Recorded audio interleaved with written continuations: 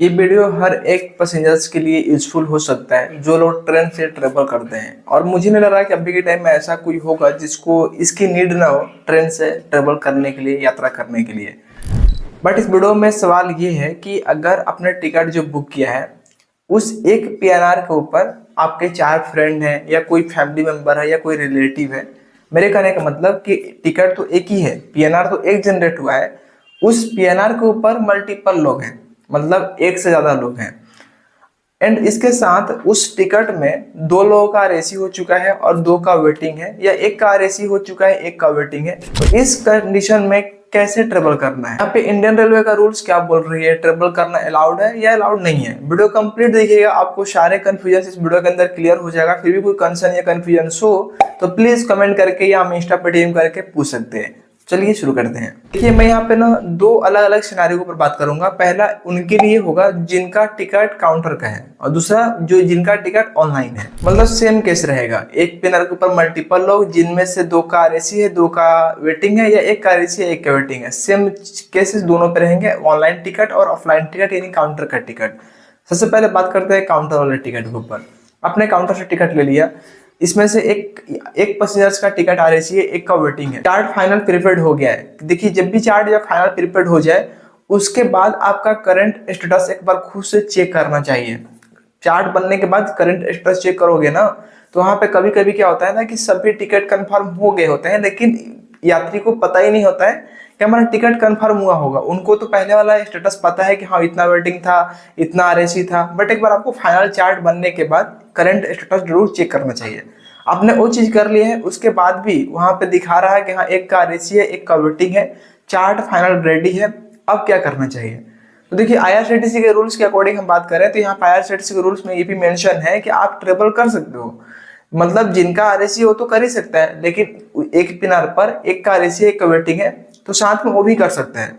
अब यहाँ पे आपके मन में सवाल आ रहा होगा कि आरएसी का मतलब तो हाफ सीट, क्योंकि उसका मतलब होता है रिजर्वेशन अगेंस्ट कैंसिलेशन।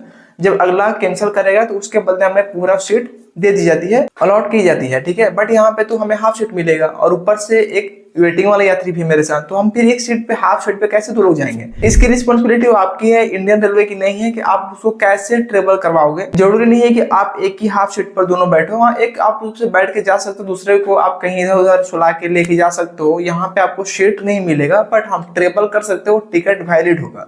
अब बात करते हैं कि अगर ऑनलाइन टिकट है तो क्या होगा। तो आपने सुना होगा कि ऑनलाइन जब भी वेटिंग टिकट होता है चार्ट फाइनल बनने के बाद, तो वो टिकट ऑटोमेटिक कैंसिल हो जाती है। उसका रिफंड जिस पेमेंट सोर्स आपने डिडक्ट किया होगा पेमेंट बुकिंग के टाइम, उस सेम टू सेम उस बैक टू सोर्स में रिफंड हो जाता है जब फुली वेट लिस्टेड टिकट रहेगी तब चार्ट बनने के बाद। तो यहाँ पे तो सेम केसेस है कि यहाँ पे भी एक आरएसी है, एक वेटिंग है, ऑनलाइन टिकट है।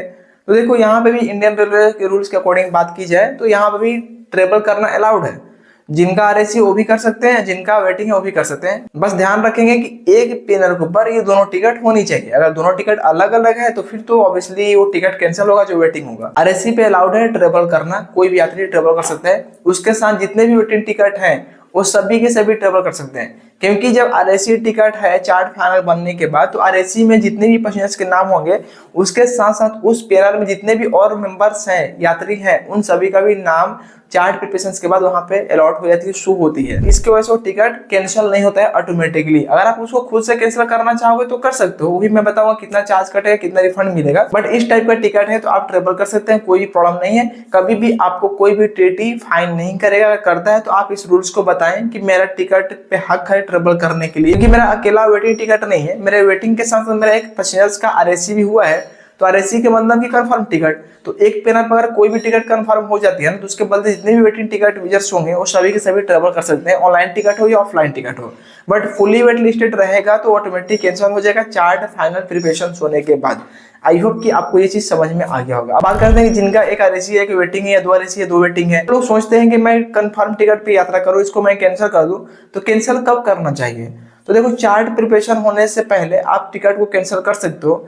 आरएसी टिकट हो या वेटिंग टिकट हो, 60 रुपए ही चार्ज कटेंगे एक पैसेंजर्स के ऊपर, एक पेयर के ऊपर नहीं।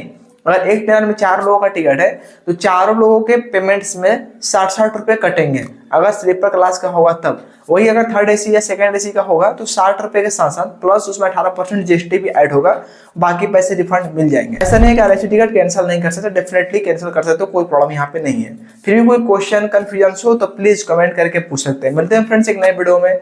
Subscribe the channel for more videos. Thank you.